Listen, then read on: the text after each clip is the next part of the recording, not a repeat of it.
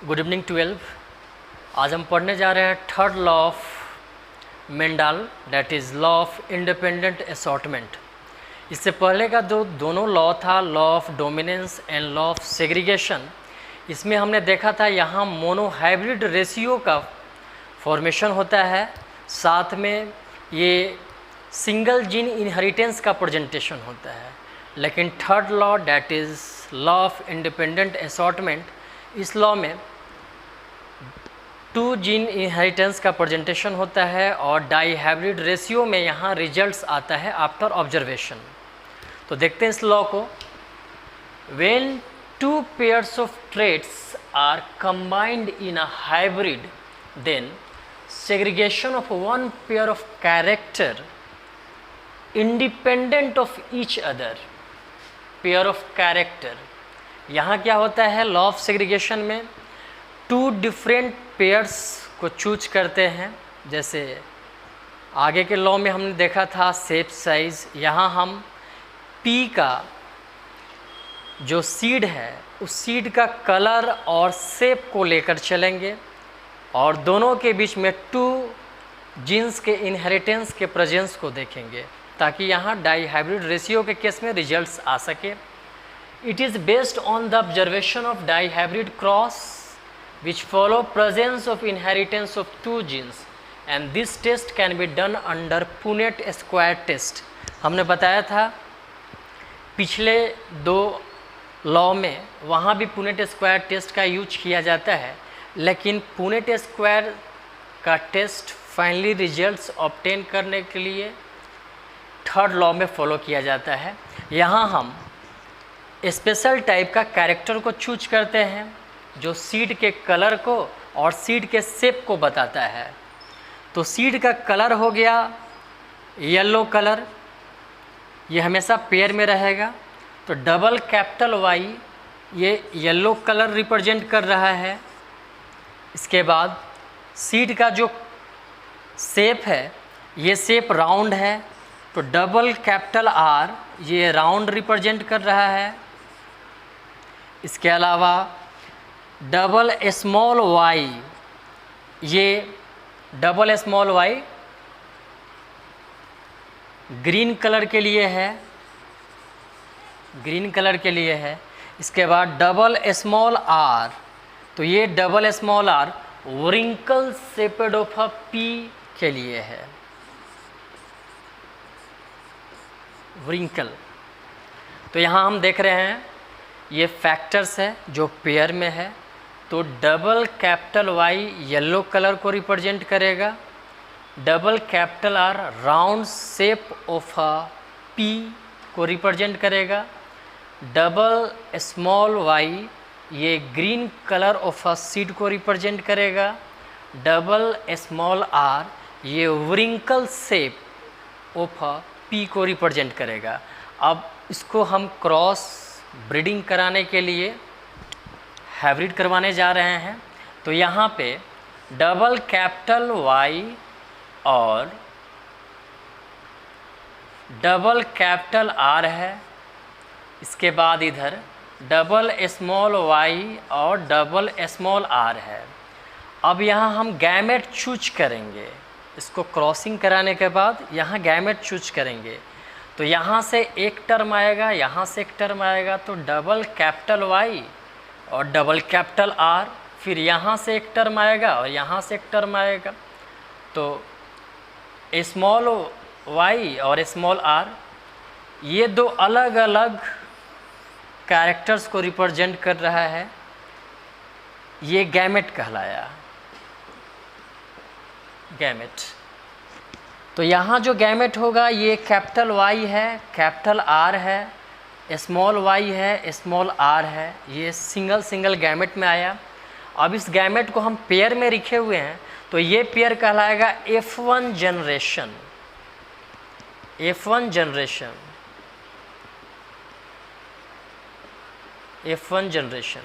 यानी इसको हम बोलेंगे, जब पेयरिंग में इस फैक्टर को लिखे हुए हैं तो इस फैक्टर को हम बोलेंगे F1 जनरेशन या फिलाइलल 1 जनरेशन। अब इस फिलाइलल 1 जनरेशन को हम यहाँ हाइब्रिडाइजेशन करवा रहे हैं ताकि यहाँ जो रिजल्ट्स आए, यहाँ डाई हाइब्रिड केस में 2 जीन्स को रिप्रेजेंट कर सके। तो ये है कैपिटल R कैपिटल Y, दोनों साइड एक होगा। तो यहाँ पे हम पारी पारी से एक साइड वाले को फिर दूसरे साइड वाले को यहाँ पे हम क्रॉस करवाने के बाद रिजल्ट ऑब्टेन करेंगे। अब जो यहाँ फैक्टर्स ऑब्टेन हुए, इसके बाद फिर हम देखते हैं क्रॉस ब्रीडिंग कराने के बाद क्या यहाँ रिजल्ट आता है फाइनली। तो दोनों साइड कैपिटल R है। अब इस कैपिटल R को कैपिटल R के साथ करेंगे तो 2 कैपिटल R इस तरह से आ जाएगा। इसके बाद फिर दोनों कैपिटल Y आ जाएगा। दूसरे वाले को दूसरे साइड से करवाएंगे तो दोनों तरफ स्मॉल r है, तो स्मॉल r हो गया। एक तरफ कैपिटल Y है, दूसरे तरफ स्मॉल y है, तो कैपिटल Y स्मॉल i, ये रिजल्ट आया। इसके बाद फिर तीसरे साइड से हम करवा रहे हैं तो दोनों साइड कैपिटल R है। इसके बाद फिर दोनों साइड स्मॉल y है, तो दोनों स्मॉल y को लिख देंगे हम। इसके बाद फिर 2 स्मॉल r, इसके बाद फिर स्मॉल y, तो ये कुछ इस तरह से हुआ। इसके बाद फिर से हम देखेंगे यहाँ पे जो रिजल्ट है, ये अब इस चीज़ को फॉलो करते हुए हम आएंगे। तो यहाँ पे कैपिटल R जो है ये स्मॉल r के साथ, कैपिटल Y स्मॉल y के साथ। इसके बाद फिर तीसरे में हम देखेंगे यहाँ जो कैपिटल R है पहले होगा, इसके बाद फिर स्मॉल r, फिर कैपिटल Y स्मॉल y। इसके बाद फिर तीसरे के साथ जब कर रहे हैं तो यहाँ पे कैपिटल R स्मॉल y, इसके बाद फिर स्मॉल y और लास्ट में फिर स्मॉल r स्मॉल y। अब फिर से थर्ड वाले को हम मिला रहे हैं यहाँ पे, तो 2 कैपिटल R हैं, इसके बाद फिर कैपिटल Y है स्मॉल y है। इसके बाद इसके साथ हम करेंगे तो यहाँ पे capital R small r, capital Y small y। तीसरे के साथ कर रहे हैं तो यहाँ भी कैपिटल R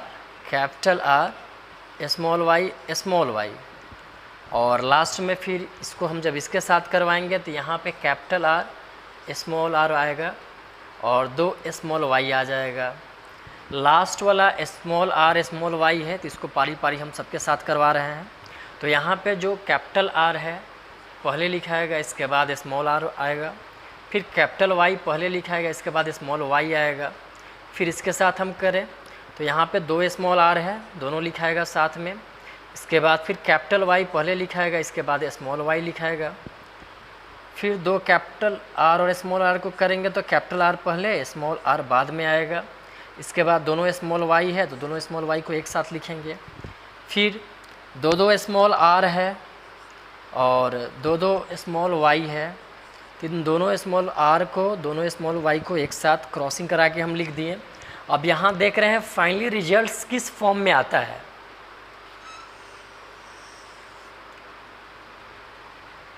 तो ये है कैपिटल R कैपिटल Y, यानी ये पूरी तरह से राउंड प्लस येलो कलर है। ये सीड का राउंड प्लस येलो कलर है, तो इसका यहाँ जो रेशियो है ये हो गया 1। इसके बाद फिर हम यहाँ देखेंगे double R capital Y small y और फिर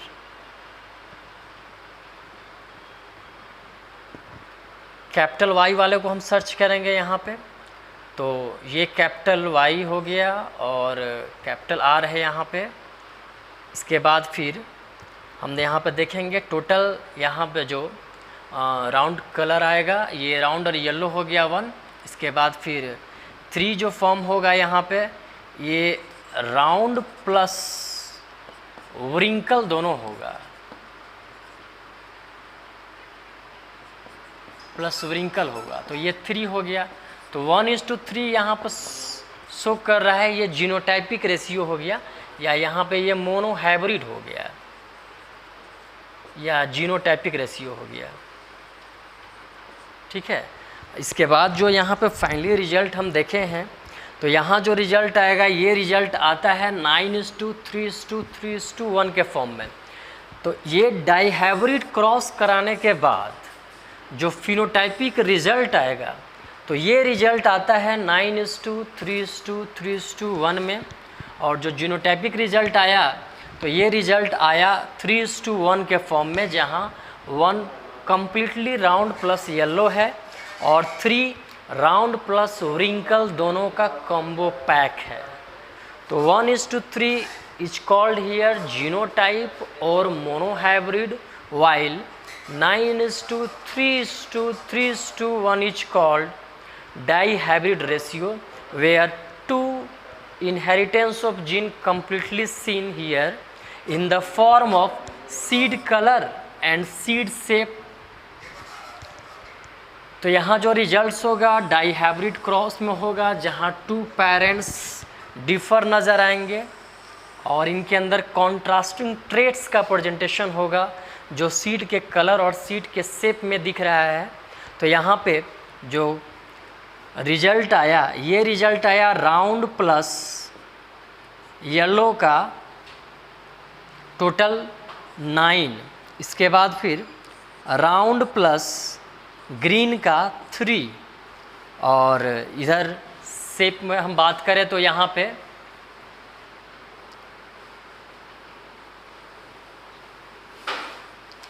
येलो प्लस जो राउंड है इसका भी 3, और फिर येलो प्लस जो व्रिंकल शेपेड है इसको हम स्मॉल r में लिखेंगे, तो ये 1 आया। तो completely yellow plus wrinkle shaped structure वाला 1 आया, और येलो प्लस राउंड शेप वाला 3 आया, फिर राउंड प्लस ग्रीन शेप वाला भी 3 आया, और कम्प्लीटली राउंड प्लस येलो वाला ये 9 आया। तो इसको रेशियो में लिख देते हैं 9:3:3:1 के फॉर्म में हम दिखाते हैं। तो लॉ ऑफ इंडिपेंडेंट असॉर्टमेंट में जब हम क्रॉस ब्रीडिंग कराते हैं तो यहाँ रिजल्ट्स डाइहाइब्रिड रेशियो के केस में आता है। यहाँ 2 इनहेरिटेंस ऑफ जीन्स का प्रेजेंटेशन क्लियरली विजिबल होता है, और यहाँ जो फैक्टर्स होते हैं ये फैक्टर्स पेयर में होते हैं, जो येलो कलर, इसके अलावा ग्रीन कलर। तो येलो में हम कैपिटल Y यूज करेंगे, ग्रीन कलर के लिए स्मॉल y यूज करेंगे। इसके बाद फिर सीड का जो शेप है उसके लिए हम यहाँ पे कम्प्लीटली राउंड यूज किए हैं, कैपिटल R, और व्रिंकल शेपेड स्ट्रक्चर के लिए स्मॉल r का यूज किए हैं। तो ये सारे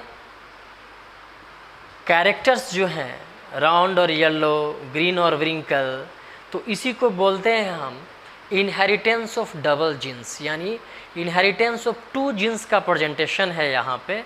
और दोनों जीन्स जो हैं ये कॉन्ट्रास्टिंग ट्रेट्स के रूप में एक दूसरे से डिफर है, और ये कॉन्ट्रास्टिंग ट्रेट यहाँ पर सीड का कलर है, दूसरा सीड का शेप है। तो ये सीड का शेप और कलर दोनों के हम सबसे पहले गैमेट्स को ऑब्टेन करेंगे। तो यहाँ जो गैमेट्स आया था कैपिटल Y आएगा, स्मॉल y आएगा, कैपिटल R आएगा, स्मॉल r आएगा। जब इसको क्रॉस ब्रीडिंग हम करवाएं सारे फैक्टर्स को एक साथ रखकर, तो यहाँ जो गैमेट्स आएगा capital Y, small y, capital R, small r। अब फाइनली जब दोनों को हम फिर से मिलाकर लिखेंगे तो कैपिटल कैपिटल एक जगह लिखाएगा, स्मॉल स्मॉल एक जगह लिखाएगा। तो कैपिटल वाला जो लिखाया इस तरफ हमने लिखा है, और स्मॉल वाला जो लिखाया इस तरफ हमने लिखा है। तो इन दोनों को हम F1 जनरेशन यानी फिलाइलल 1 जनरेशन मान के चलेंगे। इसके बाद फिर वहाँ पे हम सारे को क्रॉस ब्रीडिंग कराने के लिए तैयार करेंगे। तो इस तरह से पुनेट स्क्वायर स्ट्रक्चर के अंदर जब हम सारे कैरेक्टर्स को, सीड के कलर और सीड के शेप को एक जगह जब हम क्रॉस ब्रीडिंग कराएंगे हाइब्रिडाइजेशन करवाने के लिए, तो यहाँ फाइनली जो रिजल्ट्स आएगा ये डाइहाइब्रिड के केस में आएगा, डैट इज़ 9:3:3:1 के फॉर्म में। यहाँ मोनोहाइब्रिड रिजल्ट भी आता है, और ये मोनोहाइब्रिड रिजल्ट सिर्फ ये बताता है कि कम्प्लीटली राउंड और येलो कलर जो है ये सिर्फ वन ही है जिसको मैंने दिखाया, और बाकी जो है ये कॉम्बो पैक है जहाँ पे राउंड भी है, ग्रीन भी है, राउंड भी है और व्रिंकल भी है, इसके बाद फिर येलो भी है, राउंड भी है, येलो भी है, ग्रीन भी है, यानी सब मिक्सअप है। तो मिक्सअप फॉर्म जो रहते हैं उनको हम 3 मान लिए क्योंकि तीनों अलग अलग कैरेक्टर्स वाले हो गए। अब पूरी तरह से जो कम्प्लीटली है उसको 1 मान लिए, तो 1:3 हो गया इसका मोनोहाइब्रिड रेशियो, जिसको हम यहाँ जीनोटाइपिक रेशियो भी कह सकते हैं। लेकिन जो डाई हाइब्रिड रेशियो होगा ये बहुत ही बड़ा मतलब कॉम्प्लिकेटेड फॉर्म में यहाँ पे जब हम क्रॉस ब्रीडिंग कराने के बाद रिजल्ट जब आता है उस रिजल्ट्स को हम 9:3:3:1 के फॉर्म में शो करते हैं। नेक्स्ट हम देख रहे हैं कोडोमिनेंस और इनकम्प्लीट डोमिनेंस के बारे में। इसके बाद फिर हम इनहेरिटेंस ऑफ जीन्स के बारे में पढ़ेंगे, ये होता क्या है जीन्स के बारे में। तो यहाँ हम देख रहे हैं इनकम्प्लीट डोमिनेंस के बारे में। इनकम्प्लीट डोमिनेंस होता क्या है? Our next topic is incomplete dominance. First of all we should know about dominance. Dominance means the presence of special characters to identify itself. In case of pea plant we have seen round color, round structure, yellow color, green color or wrinkle seed structure. These all are both in case of homozygous or maybe in heterozygous, but here we say the capital term which is present in a pair or both capital or small term which is present in pair are show their dominancy nature. Here we see dominance means special characters or information which is content to express a particular traits, either it is in the form of homozygous or heterozygous, like double capital T, double capital R, double capital Y. Here capital T represent the tallness of a pea plant, double capital R represent round sheep structure, double capital Y represent yellow color of a seed structure or a pod shape. Here capital T, small t, it shows tallness or dwarfness both, but here main dominancy is of capital, so it is dominance in nature. Capital R and small r, here main dominancy is of capital, here main dominancy is of capital Y. So all terms that is in homozygous or maybe in heterozygous, they show dominance nature. So they may contains information or special characters to express their genes. Now incomplete dominance means absence of dominancy in any part, like which can't express itself, especially in heterozygous condition. It is clearly seen in snapdragon. It's the name of a dog flower. Snapdragon में ये easily incomplete dominancy visible होता है। जैसे यहाँ पे हम double capital are ले रहे हैं, ये उसके रेड कलर को रिप्रेजेंट कर रहा है, और डबल स्मॉल आर से वाइट कलर को हम रिप्रेजेंट करते हैं। ये स्नैपड्रैगन में जब हम क्रॉस ब्रीडिंग कराते हैं तो क्रॉस ब्रीडिंग के दौरान यहाँ पे डबल कैपिटल आर ये पेयर में लेते हैं, रेड कलर को शो करता है, डबल स्मॉल आर ये वाइट कलर को शो करता है। जब यहाँ हम क्रॉस ब्रीडिंग कराएंगे तो दोनों में से एक एक गैमेट यहाँ पे आएगा, तो कैपिटल आर स्मॉल आर दोनों जब आया तो ये कहलाएगा F1 generation. This is also known as filial 1 generation और पैरेंटल जनरेशन। दिस कैपिटल और small both terms represent here pink color. That means red color or a white color plant is when crossed, then pink color is obtained. Here both genotypic and phenotypic is same. Both genotypic or phenotypic ratio is same, is in 1:2:1 form.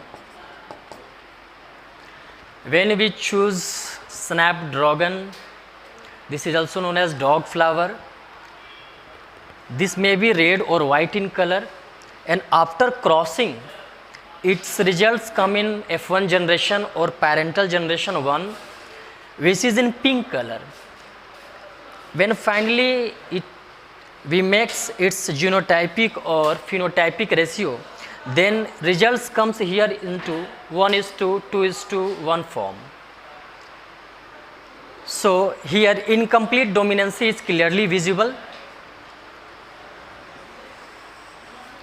where we take two pairs of alleles, that is red or white in color, and results comes differ, that is pink color, but both phenotypic or genotypic ratio is same, that is 1:2:1 form.